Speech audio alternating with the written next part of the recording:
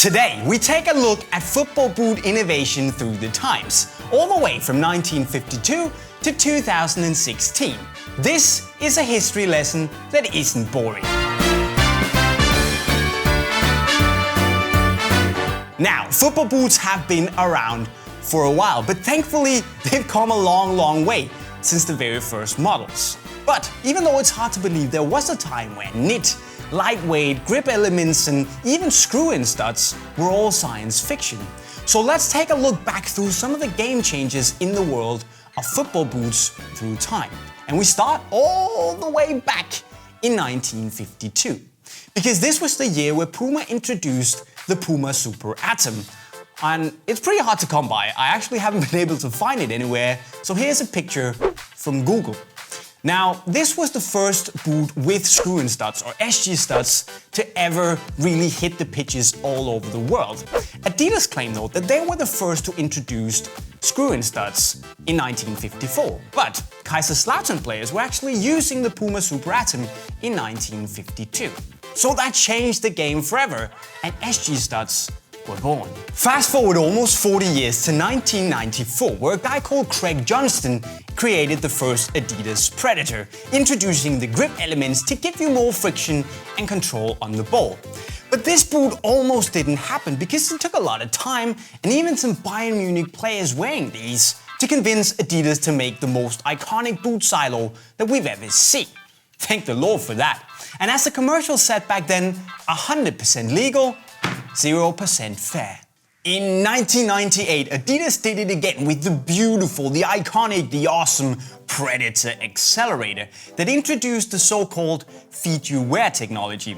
It's basically an anatomically correct sole that goes in and provides excellent comfort simply by following the curves on your foot. Because as you know, your foot isn't flat.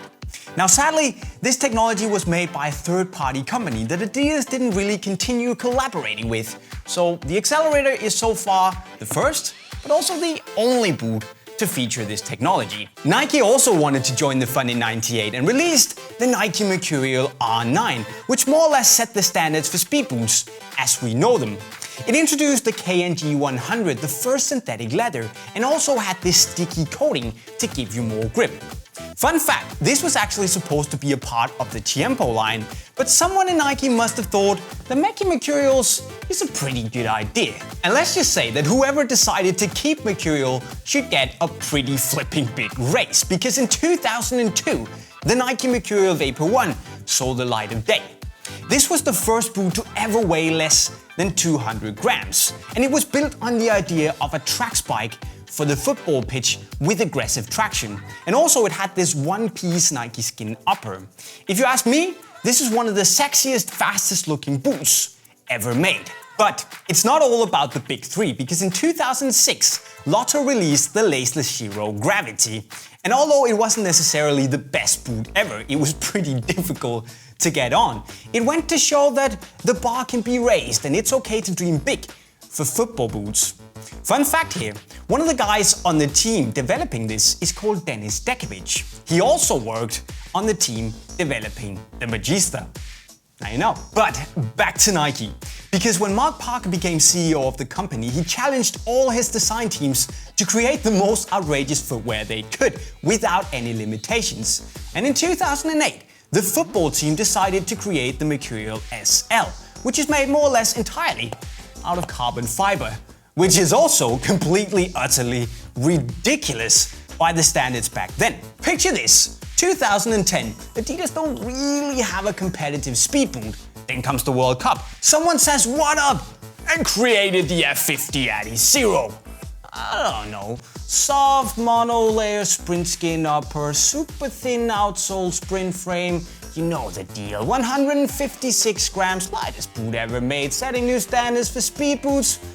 I don't know, pretty good way to get back in the game, I say. Were Adidas done, you ask? No, they just spent 3 years and then they flipping did it again. 2013, and Adidas revealed the 99-gram boot, which to this day is the lightest boot that has ever been made. On the other hand, it's more of a concept than an actual made-to-be-worn boot, so if you like your protection, it's probably not for you. Now to one of the moments in innovation that made my jaw drop the most. 2014 and the launch of the Nike Magista Obra. Because not only did it introduce the world to high-top football boots, it also introduced knit on a mass-produced scale.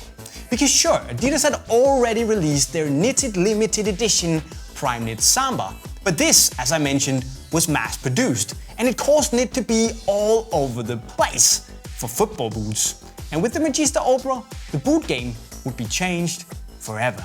In the beginning of 2016, the Adidas ACE16 Purecontrol saw the light of day. This is the first knitted laceless football boot that has ever been made, and it once again goes to show that the impossible has become possible. Was the year over then for innovations?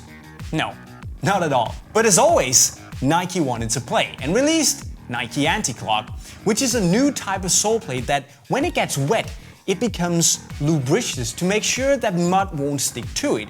And in the end, it should help you not slide around because of clogged up boots on the pitch and thus improve your performance. And the good thing is that it actually works on wet, muddy pitches, which for me means that this is one of the most important innovations we've seen in the last 5 years. And one of the best things since sliced bread. Alongside this, because out of the blue, Adidas released Glitch. It's more or less a build-your-own boot concept where you get an inner sleeve and an outer sleeve, so you can pretty much interchange them as you want. If you want a new color, if you want another material, or a new stud configuration, it's all up to you. And more or less the concept is the same as on the Tunit boots, except for the fact that the Tunits didn't really work that well, and this is pretty flipping awesome. But 2016, in all honesty, rounds off a great history of innovation. It's been a very, very good year. But I'm also pretty sure that we're gonna see a ton more cool innovations to change the game once again in the future.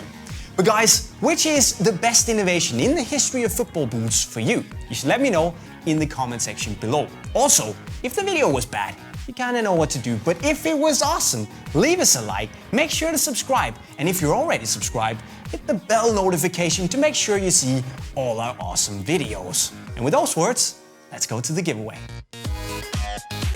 The giveaway is simple. If you want Jay's product, vote in the poll, leave a comment, and subscribe. If you want Jolz's product, vote in the poll, leave a comment, and subscribe.